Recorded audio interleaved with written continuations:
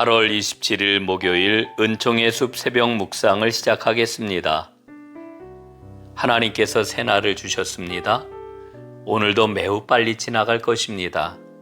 주님의 은혜를 놓치지 말고 꼭 붙잡으셨으면 좋겠습니다.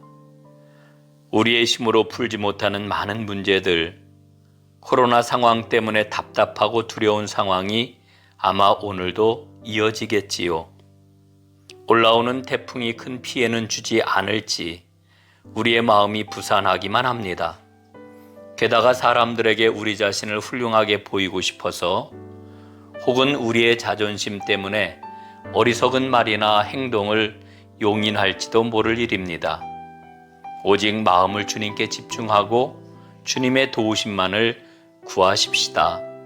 그리하여 기쁨과 평안함으로 인도함을 받는 복된 하루가 될 수 있기를 간절히 소원합니다. 오늘 우리에게 주시는 하나님의 말씀을 보시겠습니다. 마태복음 21장 12절부터 22절 말씀입니다. 예수께서 성전에 들어가사 성전 안에서 매매하는 모든 사람들을 내쫓으시며 돈 바꾸는 사람들의 상과 비둘기 파는 사람들의 의자를 둘러 엎으시고 그들에게 이르시되 기록된 바 내 집은 기도하는 집이라 일컬음을 받으리라 하였거늘 너희는 강도의 소굴을 만드는도다 하시니라.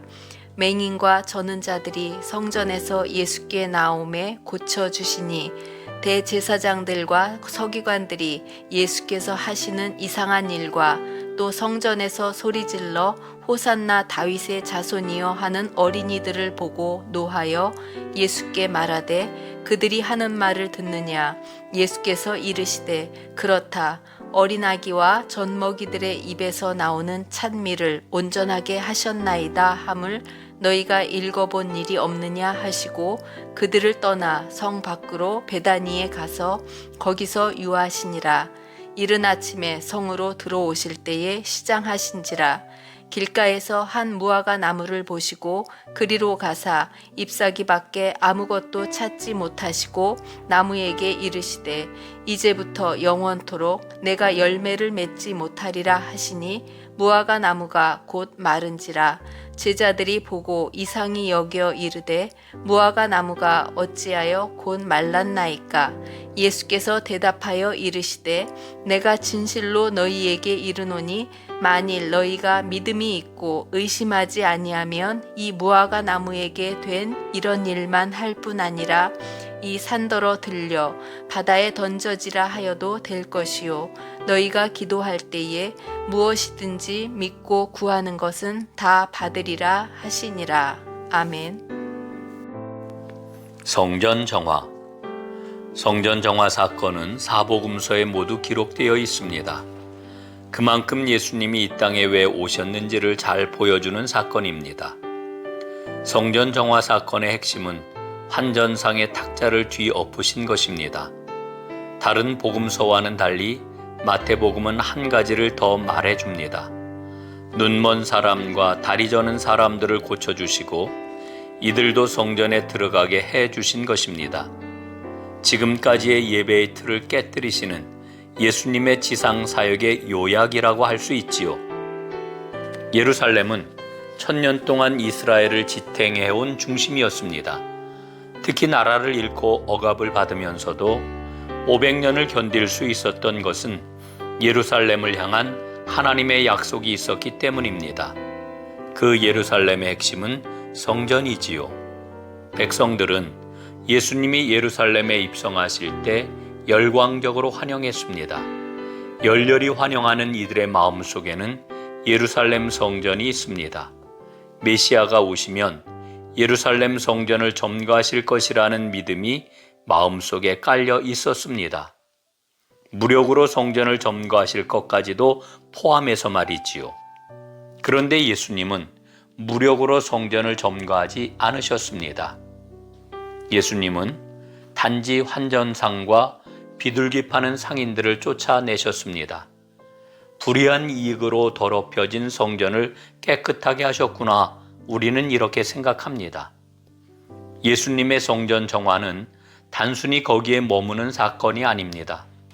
너희는 성전을 강도의 소굴로 만드는구나 하시는 예수님의 말씀을 주목해 보아야 합니다. 예수님이 말씀하시는 강도는 우리가 생각하는 강도가 아닙니다. 혁명가를 말합니다. 요한복음에 나오는 정치적 테러리스트를 뜻합니다. 이들은 정의로운 하나님 나라가 임할 것과 이스라엘이 승리할 것을 굳게 믿었습니다. 그래서 자신들이 직접 그 나라를 이루려고 했던 것입니다.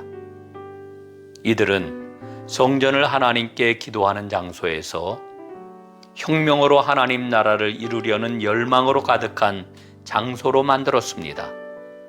폭력도 불사하는 강도들의 염원이 모여지는 상징으로 성전을 이용했던 겁니다. 이제 예루살렘 성전은 이스라엘의 이데올로기가 응집된 곳이 되었습니다. 군사적 힘과 무력으로 쟁취할 승리와 정복의 이데올로기가 가득 모인 곳 말입니다. 그 일은 예수님께서 평생에 걸쳐 내 길이 아니라고 하신 일입니다. 예수님은 산상수훈을 통해 섬김과 낮아짐과 희생으로만 하나님 나라의 생명이 열린다는 것을 분명히 보여주셨습니다. 하지만 사람들은 열광주의적인 이데올로기에 마음을 쉽게 빼앗기고 예수님을 내어버리게 되지요. 이들에 대한 책망이 바로 열매 없는 무화과 나무에 대한 경고입니다. 하지만 예수님을 끝까지 신뢰하고 따르는 사람들에게 주시는 축복은 어마어마할 것입니다. 너희가 믿음이 있고 의심하지 아니하면 이 산더러 들려 바다에 던져지라 하여도 될 것이요.